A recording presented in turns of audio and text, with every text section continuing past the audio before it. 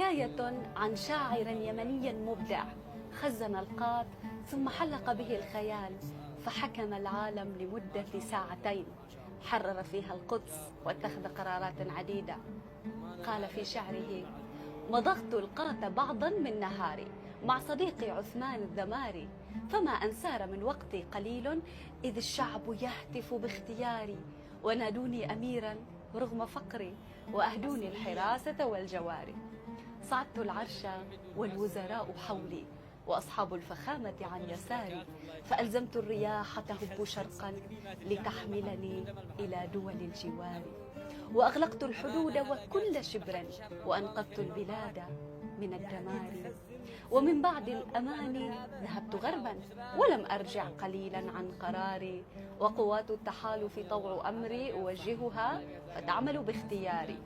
جعلت الهند قاعدة لحرب وأرض الترك صرحا للحوار، حكمت على جيوش الغرب قتلا وأسبيت النساء مع الذراري، قهرت الفرس والرومان قهرا وطوقنا عليهم بالحصار.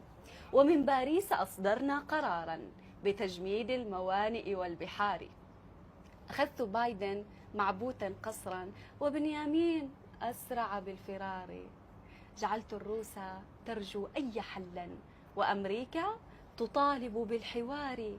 فتحنا القدس في عز وفخر وأجلينا اليهود إلى البراري، وصلينا بها ظهرا وعصرا وكبرنا بهذا الانتصار.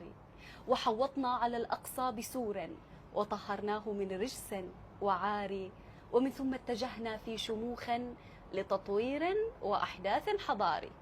أعدنا الشام للإسلام فخرا مقر الحكم والسوق التجاري، وفي بغداد شيدنا قصورا وعاد اللاجئون إلى الديار. ومن صنعاء أصدرنا بيانا ودستورا لتوجيه القرار.